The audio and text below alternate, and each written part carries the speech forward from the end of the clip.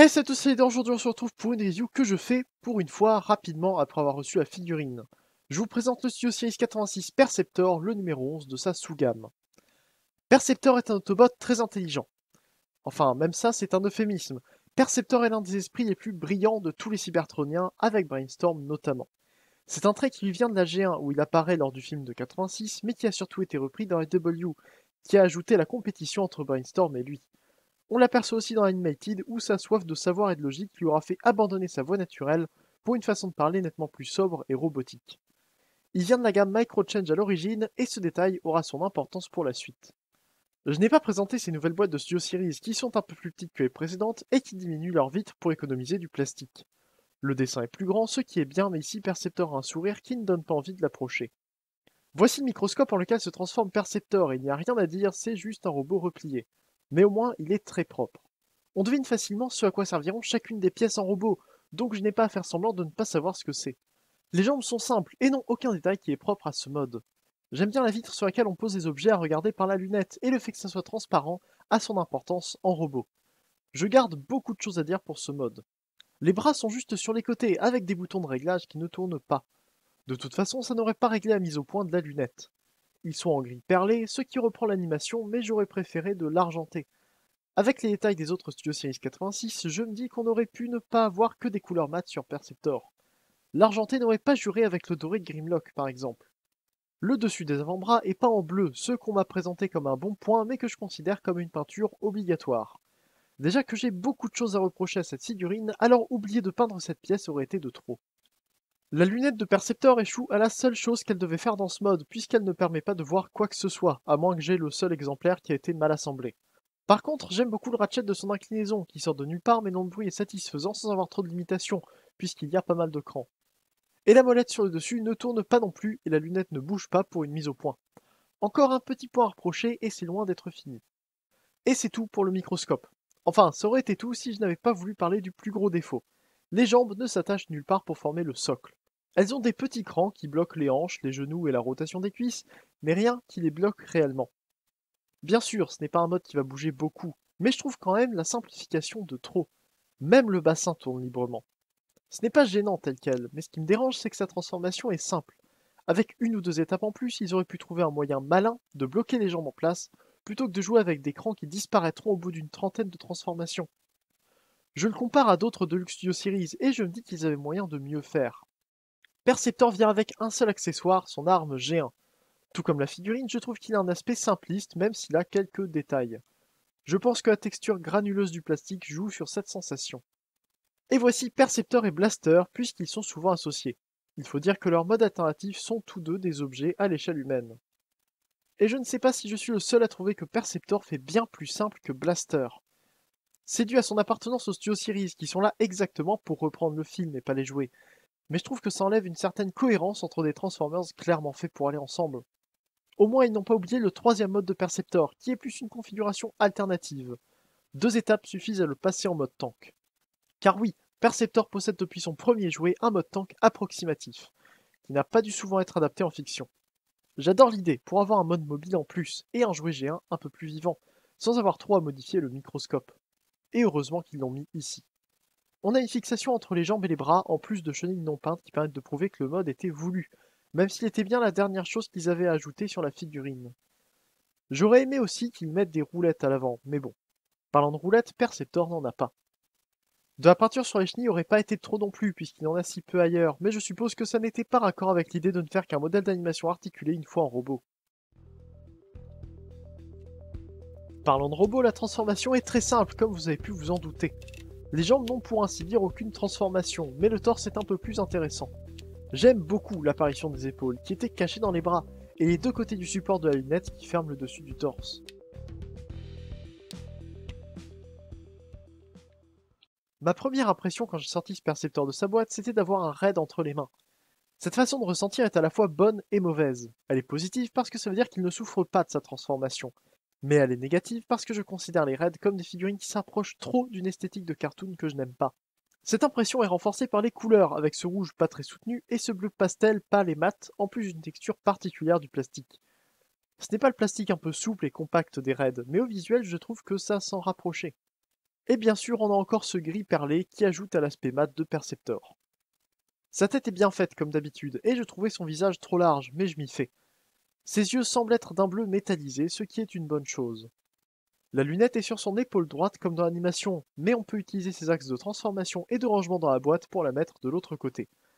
Elle ne se détache pas, donc c'est la seule solution. Je dois avouer, malgré tout le mal que j'en ai dit, que le torse est bien fait, parce qu'il est transparent plutôt que rouge. Trop de représentations non officielles de Perceptor lui donnent un torse rouge opaque entouré de gris, qui n'est qu'une interprétation du jouet qui avait une vitre transparente devant une pièce rouge entourée de chrome. Pour les bras, il n'y a que les mains que je n'ai pas présentées, ainsi que les trous des avant-bras qui les accompagnent. Là encore, avec la simplicité de la transformation, je me serais attendu à une façon mieux pensée de sortir les mains, pour fermer les avant-bras ensuite. Pour les jambes, il n'y a rien de bien nouveau, à part le fait que l'articulation de la transformation est pleinement visible. C'est quelque chose dont je ne me serais pas plaint si ça n'avait pas été la seule étape de conversion pour ces pièces, l'autre étant juste de rabattre les pieds vers le bas. J'aurais également pu l'oublier si les jambes avaient été attachées en place en mode microscope. Et bien sûr, puisqu'il n'y a pas de transformation de ce côté, ils ont fermé les jambes, ce qui est attendu. Enfin, on a le dos inexistant. Comparé au RTS qui a tout l'avant du véhicule, ici on a trop peu. Il y a un énorme trou pour passer la tête. Les trous ne me dérangent pas souvent, mais une fois encore, il est beaucoup trop simple pour que je laisse passer un tel défaut. Et non, le placement de l'arme dans le dos en utilisant le trou pour placer le chargeur n'est pas un argument pour l'excuser. D'un autre côté, Perceptor semble plutôt massif. Il n'est pas plein de keyballs comme sa version RTS, mais m'a paru assez grand en main. Il donne bien à côté de Blaster pour ce qui est de sa taille, mais paraît beaucoup trop simple et lisse. Il arrive à compenser une partie de ses défauts avec de bonnes articulations. Sa tête n'utilise pas complètement le ball joint de son cou pour être très expressive, mais par rapport à une simple rotation, c'est bien mieux. Les épaules sont sur ball joint. Oui, sur ball joint. Il n'y a plus de ball joint pour des articulations de mode robot qui ne sont pas la tête, ou les chevilles de Trax, depuis plus de 3 ans. Donc ça me fait vraiment bizarre d'en voir ici. Surtout que ça aurait pu être 2 articulations en série, comme pour la plupart des épaules, dont un placement logique n'aurait pas posé les mêmes problèmes que pour Hot Rod et Rodimus. Donc je comprends vraiment pas pourquoi ils ont choisi des ball joints. Les coudes plient à angle droit et les poignets ne tournent pas. Le bassin n'est pas bloqué en robot puisqu'il ne l'est pas en mode microscope, et les hanches sont très libres grâce à la ceinture intégrée à l'articulation. La rotation de transformation des cuisses est censée avoir un cran, mais parfois ça ne tient juste pas. Juste en dessous, les genoux se plient très loin et les chevilles s'inclinent beaucoup plus que ce dont on pourrait avoir besoin, sans avoir de pièce interne qui cache le trou qu'elle crée. Maintenant que j'ai présenté Perceptor, je peux faire un décompte de ses défauts, qui m'ont tous sauté aux yeux lorsque je l'ai ouvert.